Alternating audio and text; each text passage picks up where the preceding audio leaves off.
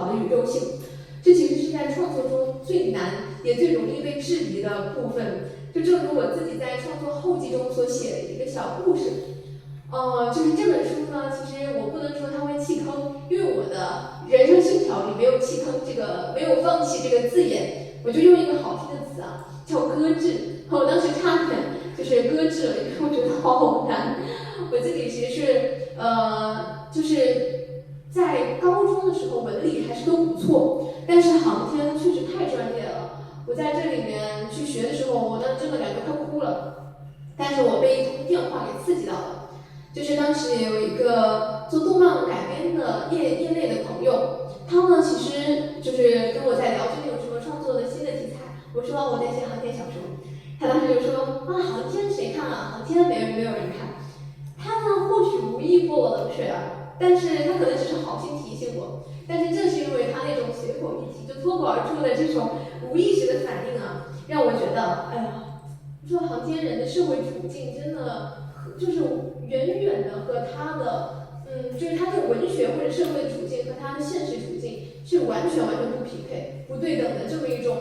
很巨大的差距所在。当时让我非常的愤怒，以及让我更坚定了，我说我一定要写这部小说。我也不知道谁会看，但是我觉得是我要去记录下来。所以我就因为这句话，就也感谢他，然后我就坚持的写了下来。所以这句话虽然很刺耳，但是它确实道出了一个现实，就是航天工作者他们潜心钻研，也鲜少去露面，鲜少去就是大量的各种报道，去报道他们，尤其是他们每个人的生活，我们是不知道的。所以它跟我们的公众之间的认知是颇为有距离的，是认知疏离的。我们很难以去了解他到底做了哪些贡献，包括具体的这种艰辛，我们可能都是很笼统的知道，挺危险的，也挺不容易的。所以同时也因为这个原因，可能航天科幻是所有的科幻类型当中最门槛可能最高，因为它的可信度门槛是最高的一种。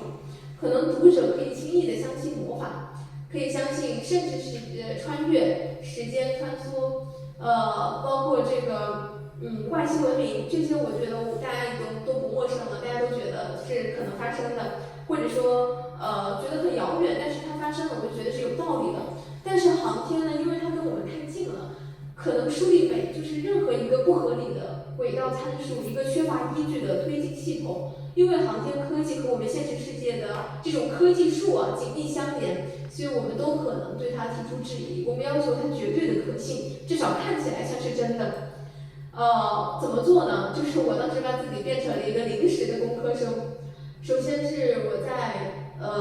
在文昌住的时候，就是排了各种行程，去各个的博物馆，预约当地的博物馆，而且确实我觉得航天的科普意识非常强。就是我去每一个科幻科普的馆，当时联系他们，我跟他们讲明白，我说我是一个科幻的创作者，我要写一本这样的书，他们就是会有专门的这个解说员，然后非常动情的一个一个故事跟我去展开，就是一讲可以在里面讲5-6个小时。我觉得他自己也是非常热爱航天事业的，就这里非常的感谢。所以我觉得，如果大家说想去创作某一个题材、某一个领域的作品的时候，不妨去借助当地的这个力量，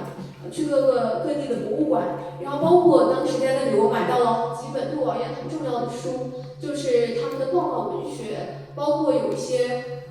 文昌当地的什么歌谣、民谣，包括一些比较简单的史记，甚至是那个就是旅游指南，就这里面很多宝贵的物料，我是可以去借鉴的。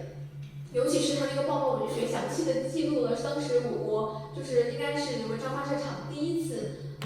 成功的发射飞船是神虎上天，就是他很清楚的记录了我们平时可能很难以接触到的，就是发射的全流程。他是以一个这个记录官的身份，所以他让我很清晰的了解了，包括我当时还加了就是很多航天工作人员的微信，然后在写作的时候有任何不懂的细节，就是大胆的去问他们，觉得这个是能够帮助我快速的在严谨方面达到一个基本合格的一个层面。然后，但是在这个基础上，在纪实文学的包括科普的这些材料的基础上，我们还要更进一步，因为它是个科幻题材，它不是纪实的报告。这个时候确实是要发挥一些脑洞，我觉得就是要大胆的想象，因为我自己其实在写的时候，我都会很怀疑，我说这个可能在普朗克都管不了的这么一个理论下，我的这个光帆飞船就上天了，然后呢，这个国产的可控自主的冬眠系统就运用了。其实我也很困惑，我不知道它可不可行。但是后来跟很多前辈交流的时候，他们说这是 OK 的，没问题的，说这个理论都是很说得通的，而且想象呢也是还是挺有这个前瞻性的。所以我就说真的鼓励大家勇敢的去想，没有什么就是可能先是我们的想象力把自己先置乎在了第一步。然后我的这个书其实是一个近未来的设定，它的故事背景发生在2027年，非常危险。因为当时我说如果我当时书里写的东西太离谱，到2027年的时候无事发生，或者说完全就是相距甚远，那确实也有点尴尬。但是我觉得目前来看应该